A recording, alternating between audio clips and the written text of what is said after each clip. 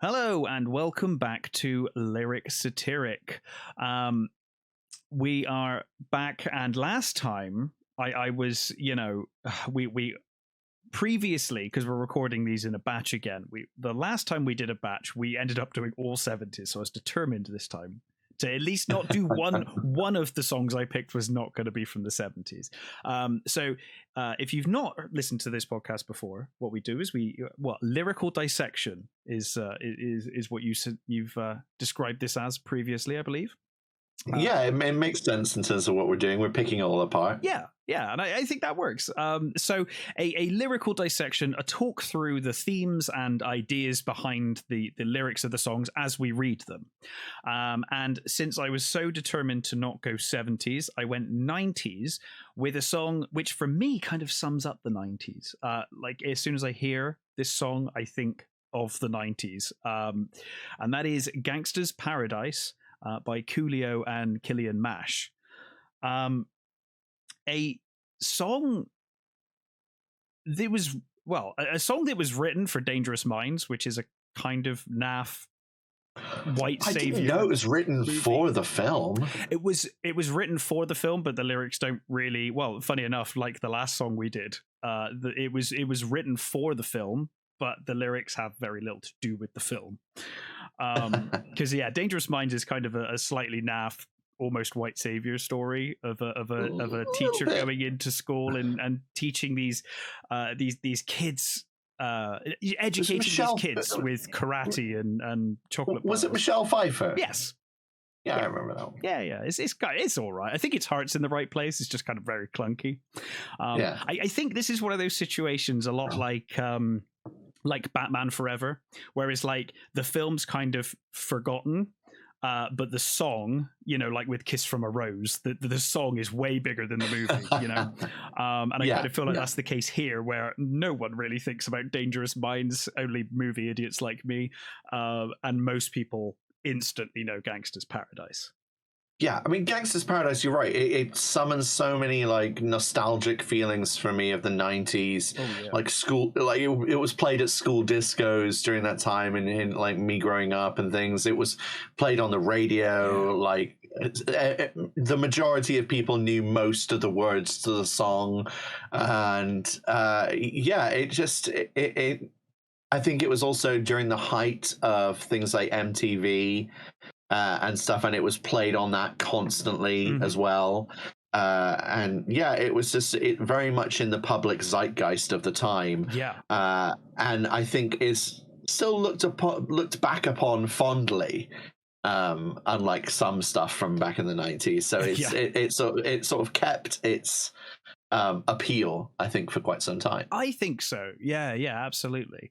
And like I said, for me, it is, and I guess it is because that, it was that age when I was going to like school discos and like house parties and stuff, and this song was always on. It was in the charts. It was everywhere for a while. And it was, I guess it was just those formative years that every time I hear this song, I'm like instantly transported back to the 90s. I was reading a thing the other day about how memory can be triggered by things that you see, things you hear, and things you smell. Absolutely. Apparently, smell is the most strong, not far followed by sound more than sight, which is I thought was a really interesting thing that smell would be the strongest one, but sound certainly is something that can transport people back, and you have often in things like homes for people who have dementia and Alzheimer's and things like that, they have music players with old music on it, which would take them back to when they were younger and conjure up feelings and emotions and memories from back in the day in order to help keep their minds going, keep their minds awake, and trigger memories in that way. And apparently it's quite a powerful thing. I know my dad plays music at care homes, and he plays older songs from sort of the 40s and 50s.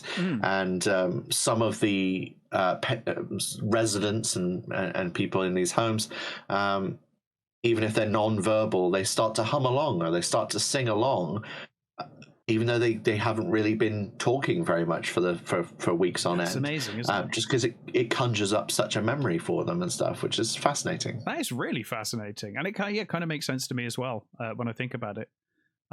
Certainly, music and things. Yeah, I can almost agree with that from my personal perspective. That it almost is more powerful to me.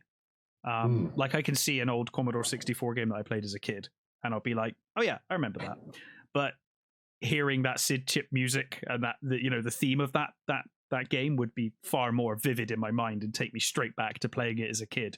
Yeah. And like I said, certainly I watched Dangerous Minds in the 90s, and if someone says that to me, I don't really consider much about it. But saying Gangsta's Paradise instantly back into the mid 90s.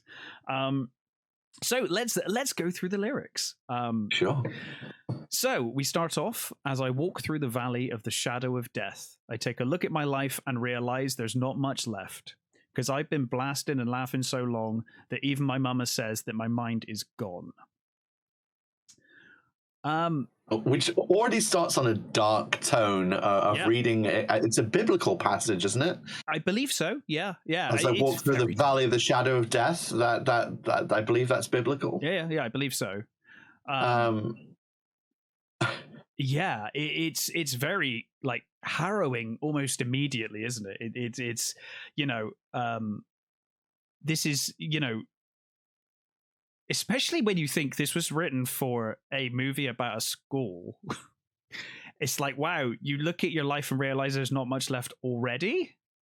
Like as a young person, you realize there's not much left already, and that your mother thinks that your mind is gone.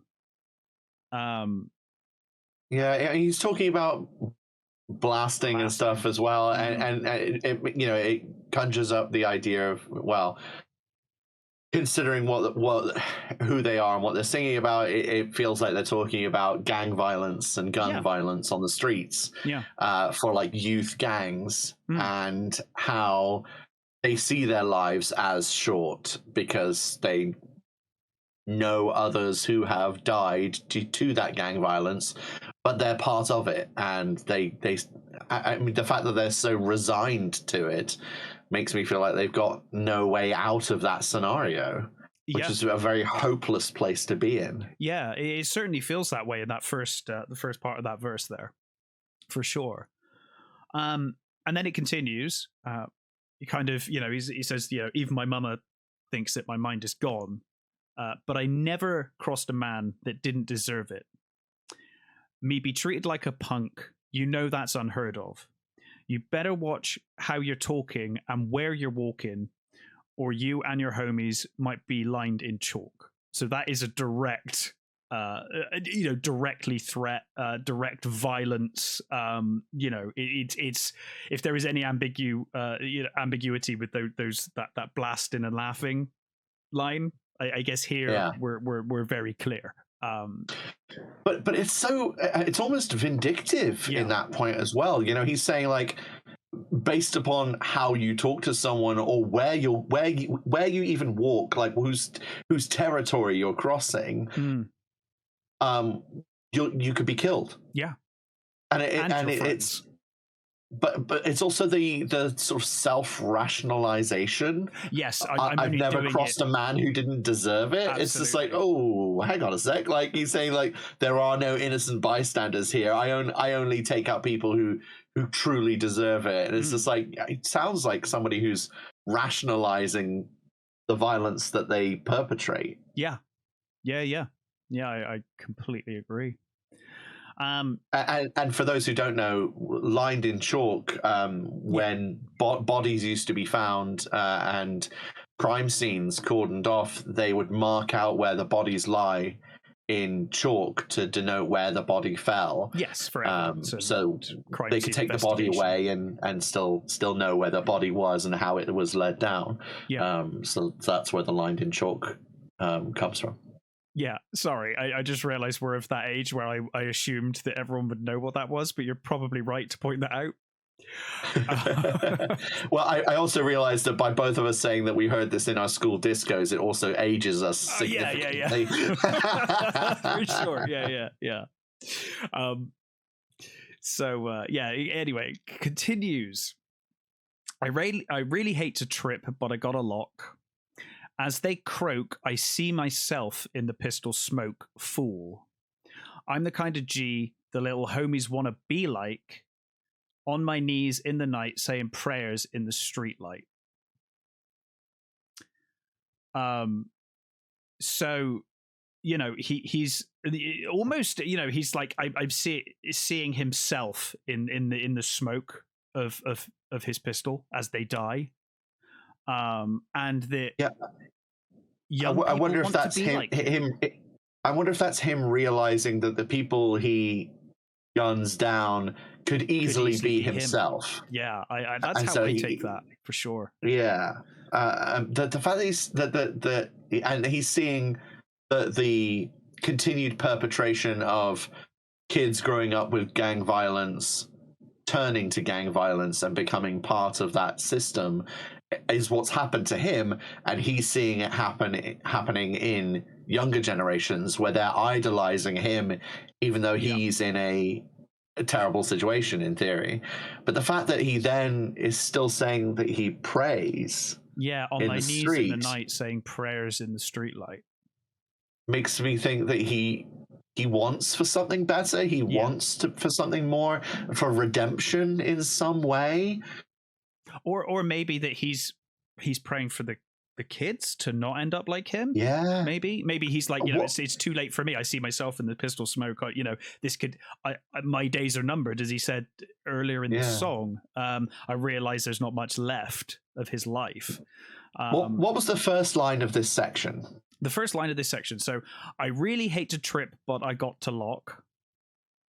As they, I'm not sure. Is LOC? I'm not quite sure what that would mean, to be honest. Yeah, I really hate to trip, but I got to lock. Like, I'm wondering if from Bristol, England, I have no idea what that. Yeah, it's sort of a local colloquialism, maybe to American slang, and it may even be particularly the region he comes from of American slang, which creates a barrier of understanding for us there. I mean, I've heard of things being on lockdown, and for having things on lock, as in having things like sorted or organized for whatever they want and stuff. Or he could be talking about having the hammer knocked back on his firearm, or I don't know. It'd be interesting if anybody listening knows what that line is about. Please put it in the comments, because I'd be curious to know if there's meaning behind that I'm missing. Yeah, I'm really curious myself. I'm really not sure with that one. The rest of this verse is very clear, though. I think, like I said, I'm kind of leaning towards the prayers being for the kids to not turn out like him. Does that mean he wishes for the cycle to end, for the perpetration of gang violence to end, which would be a logical thing for him to want? That feels like that's how I would take it. That he feels like he's trapped and he's not escaping this, but he hopes that it ends with his generation or him, and that these kids can grow up without this violence in their lives. And then, of course, we move into the chorus. Been spending most their lives living in the gangster's paradise. Been spending most of their lives living in the gangster's paradise. It then switches and says, keep spending most our lives living in the gangster's paradise. Keep spending most our lives living in the gangster's paradise. So it's almost like you're starting off as an observer. They're spending. Well, I wonder if it's to our lives. I wonder if it's again that perpetration of gang violence. So it's their lives was the previous generation of gangsters and G's, as it were, that they looked up to, and then it's been spending most our lives in that they have now taken on that mantle. They've become the gangsters or gang members that have followed in those footsteps. and they're seeing the repetition of the trouble that those people have gotten into and died, and now it's their turn, and they're aware of how little time they have left because they don't feel like they can escape that fatalistic scenario as well. Yeah. It's also interesting how they use Gangsta's Paradise in a like ironic, sarcastic tone. It's not meant as an actual paradise or a beautiful place. No. Instead, it's. I think it's very much a negative. Like you said, it's sarcastic. It's like it's a paradise. Very much said with some vitriol in the mouth. Describing this hopeless scenario. Yeah. And then we come back with, look at the situation they've got me facing. I can't live a normal life. I was raised by the street. So I got to be down with the hood team. Too much television watching got me chasing dreams. So he's basically saying, like, I can't have a normal life. And he's almost like, I'm seeing a different life on television that I would like, but I'm kind of stuck here because of the way, because I was raised on the street. I'm stuck. Like you said, it's that inability to break this cycle or break out of this situation. Yeah, it's very resigned to yes, there are more beautiful things out there, but this is what I've been raised in, this is what I've been brought up in, and this is who I am. There, and it's very much a resigned to, this is the fate I have, and I can't escape this, but maybe other people can. But it's very sad. It's kind of heartbreaking. This person who is trapped in a scenario where feels his days are numbered. Yeah. And the chances of them dying are so high that it's bound to happen at some point fairly soon, and they're just trying to get whatever they can out of all the time they have left. It's very sad. Yeah. Well, it continues. I'm an educated fool with money on my mind. Got my 10 in my hand and a gleam in my eye. I'm a locked out gangster, set tripping banger. And my homies is down, so don't arouse my anger, fool. So, I mean... I love... Sorry? Go ahead. No, go for it. I was going to say, I love the dichotomy of an educated fool. Yes, yes. The idea that he has, I don't know, maybe he's talking about having street smarts, but not actual smarts, but he's aware enough to know that, yes, in some ways he has smarts, but it's all about, chasing money and lasting as long as you can on the streets rather than... an education which is going to take him somewhere in industry or in business or whatever. And that, especially when it follows the "I can't live a normal life. I was raised by the street" in the previous part of the verse. I'm an educated fool. It's like I'm educated, but I'm educated by the street and by the system and by this situation that I'm in. But yeah, like you said, he knows enough to know that he's like you said, street smart in the situation, but he's a fool in that he's stuck in this situation. He can't, he almost knows too much because he knows that he wants to get out, but he can't. Yeah, he's self-aware of his limitations to a degree. Yeah. But again, doesn't have the hope that will change. No. And again, he says that he's, and my homies is down, so don't arouse my anger, fool. So again, he knows he's quick to anger, and he knows that he's quick to react to a situation. Which ties back into what was said near the beginning of the song about, watch what you say or where you're walking, or you'll be lying in chalk. But again, lays creed to say, I've never crossed a man who didn't deserve it. But on the other hand, he's saying, don't anger me. And it's just like, and you've got, it is almost verse versus verse, isn't it? They almost contrast each other. The two parts of these verses contrast each time. Where it first it's like, oh, my mama thinks my mind is gone, but I never crossed a man that didn't deserve it.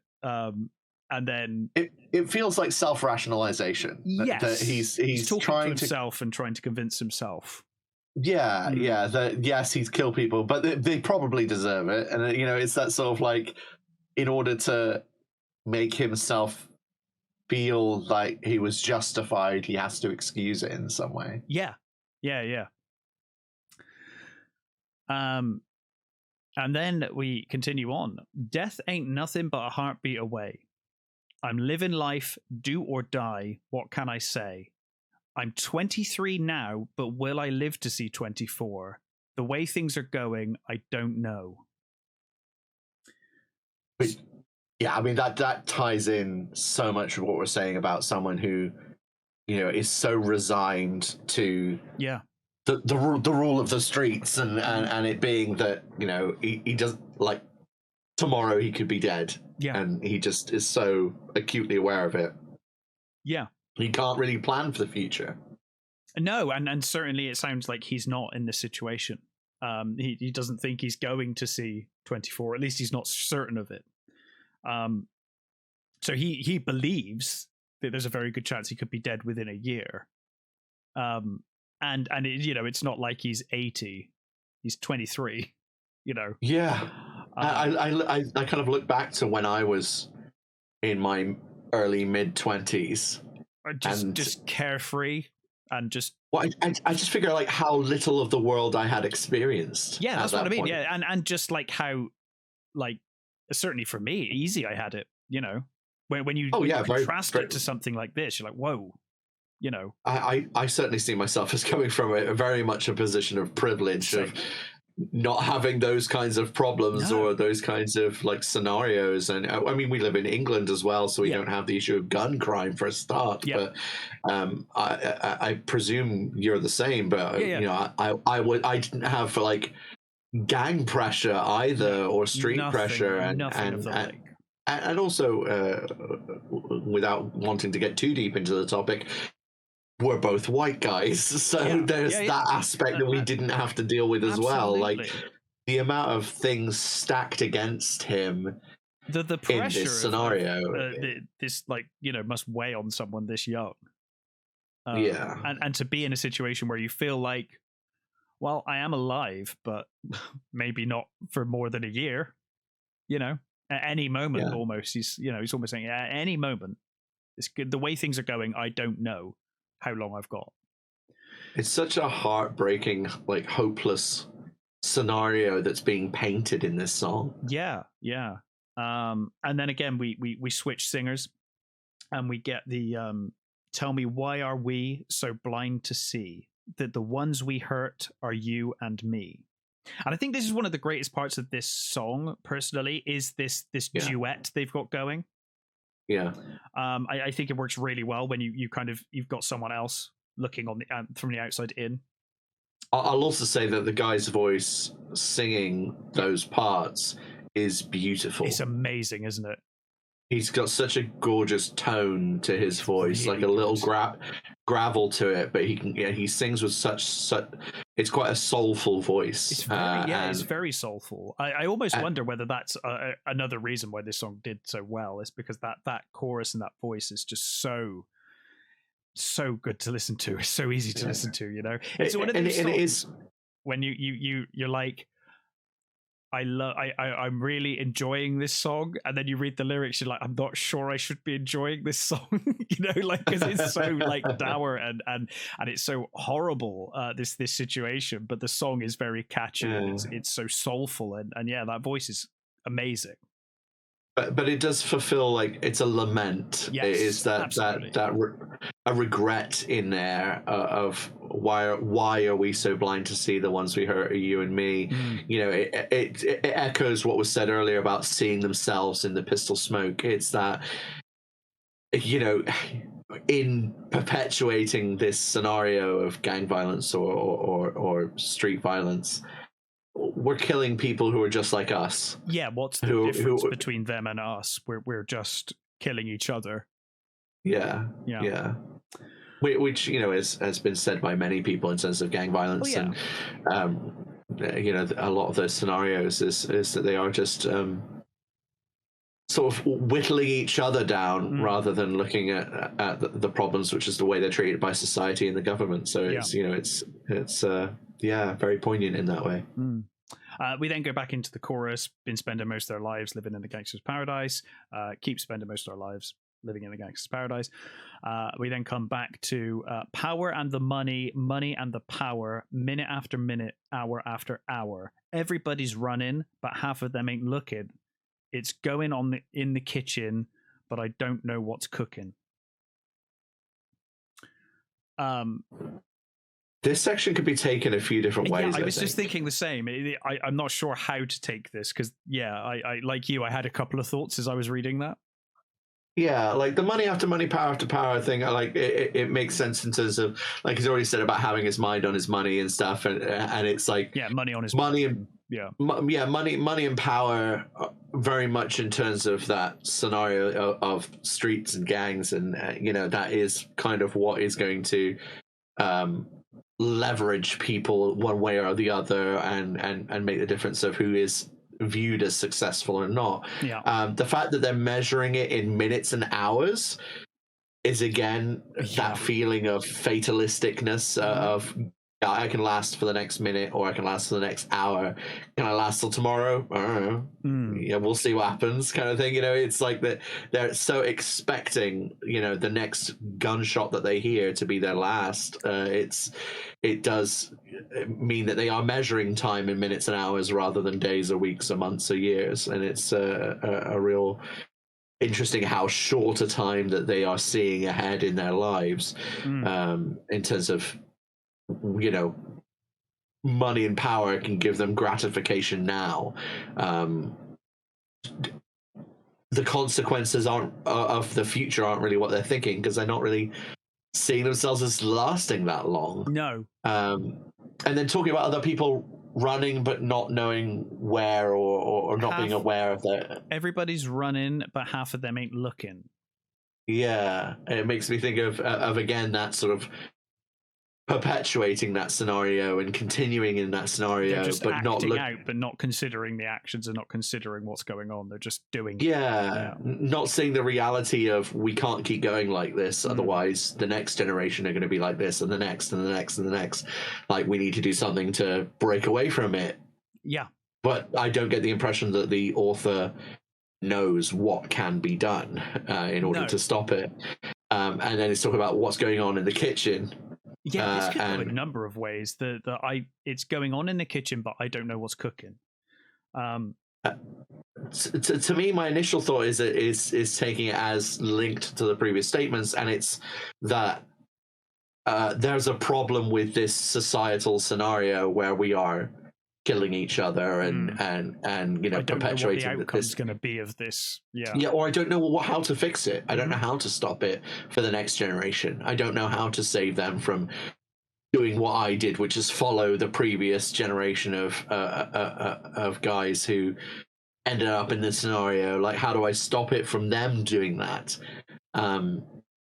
Which I feel like the author maybe is hoping that the song will contribute towards solving that kind of scenario. But the other option is that it could be to do with drugs. Yes, I mean, it could literally be cooking in the kitchen, for sure. And it could also be that that there's some kind of a deal or a confrontation going on in the kitchen. And there's something about it being.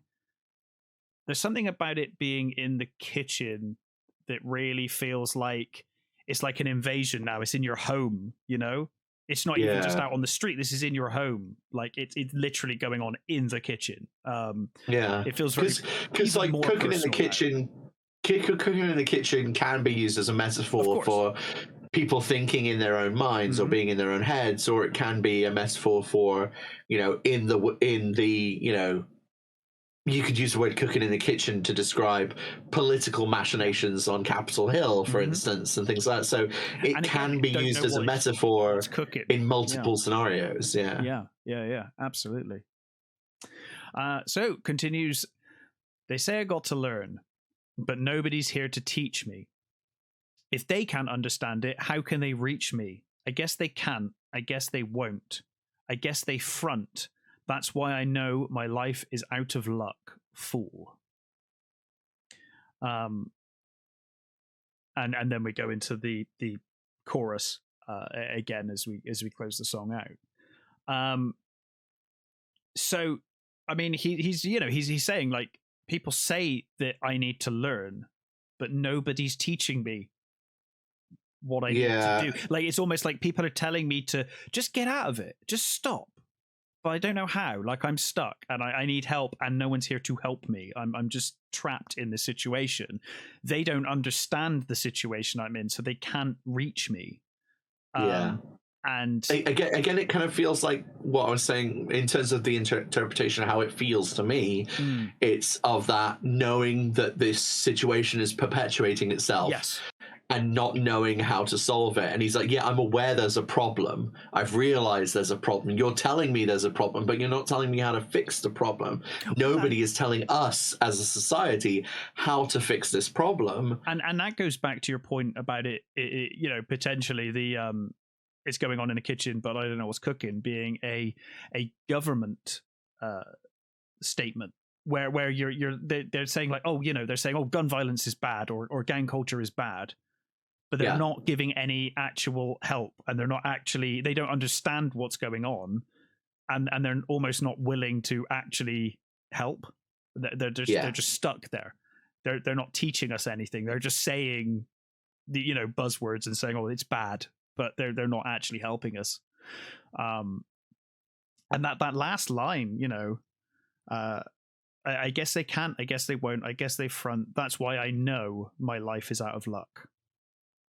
It's such a bleak way to finish the song, and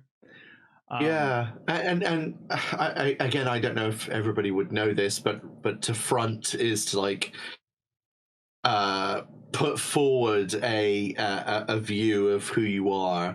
That isn't necessarily true. It's like a smoke screen of who you are. So I like the idea of it being, it's somewhat governmental in terms of them going. I'm leaning that way, I must admit. Yeah, in terms of saying, oh yes, gun violence is bad, gang violence is bad. It's like, yeah, calling it bad's all well and good. We're aware that it's bad. We're the ones dying, as in the author of the song. How do we fix it? How do we solve it? Like, saying something is bad is just pointing it out, and it's pointing out the bleeding obvious at this stage. Yes. People dying is bad. Yeah, well done. Yeah, but like, pointing it out doesn't solve it, and blaming others doesn't solve it. We need to be. It's like the difference between criticism and constructive criticism. Yeah, absolutely. Like they're not looking for people to point the finger and say that's bad. They're looking for people to go, okay, that's bad, but this is how we can solve it. This is how we can work towards change. And they're not being given those either tools, opportunities, knowledge. I don't know. It's tricky. Yeah, absolutely.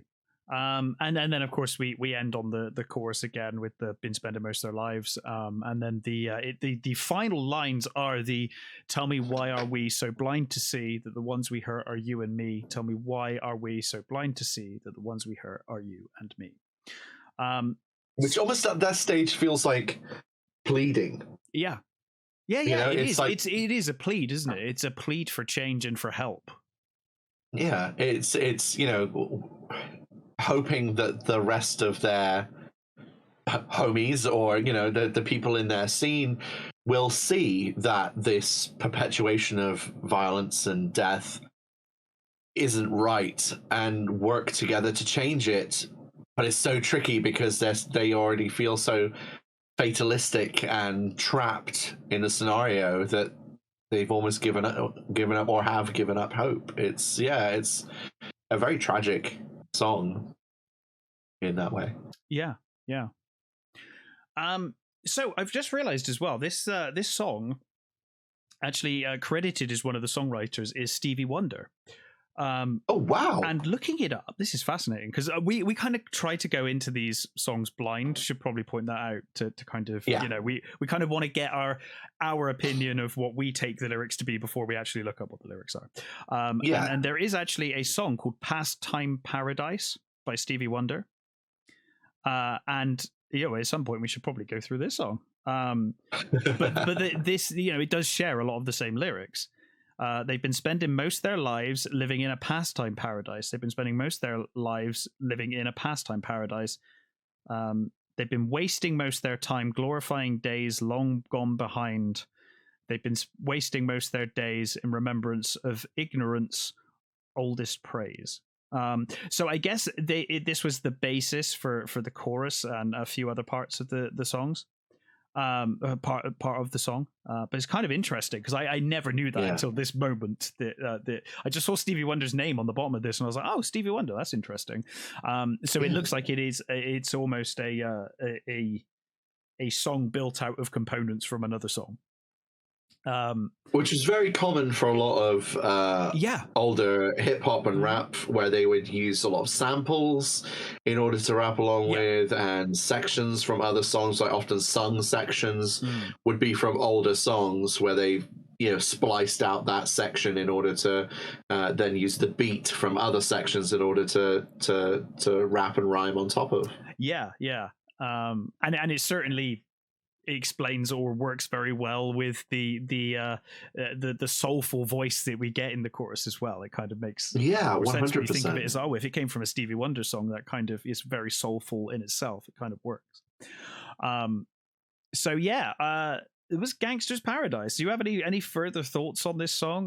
Like I said, I think I believe it was written for the movie Dangerous Minds, or at least it was intended to be as part of that movie, but it shares very little to do with the movie really, other than youth growing up in a bad situation and trying to get education. Get out. I mean, I did think maybe that the lyrics in the second verse where they talk about wanting to be taught, maybe that was an attempt to make it more relevant to the film, because it is about a teacher. The film is about a teacher going into a class of disadvantaged kids, basically. I will say this song is far more powerful than the movie. It's like far more impact and better written than the movie. But it made me wonder if the lyrics were altered for that section to make it relevant. Yeah, maybe. It still makes sense for the context of the song. Oh, absolutely. This song works on its own completely. The song, I would say, like you say, it has more poignant meaning behind it, even on face value, than the film does. The film is quite a shallow interpretation of a scenario. Yeah, it's one of those awkward movies where it's like, I'm sure, like, especially looking at it with modern eyes, it's like, wow, this is really like I said, it almost comes across like a white savior story nowadays when you look at it. You're like, it's kind of awkward. And it is apparently it's very loosely based on a true story. Very loosely based. It's one of those films where it's like, it's so loosely based that they don't even say it's based on a true story. I think they say it's inspired by a true story. Like it's like a step behind based on. It's like, it's inspired by a true story. But yeah, this song certainly has more impact to me than the film does, and it's certainly a stronger message than the film. I don't really have an awful lot more to say about this song other than it's incredible, both in its lyrical content and its kind of message.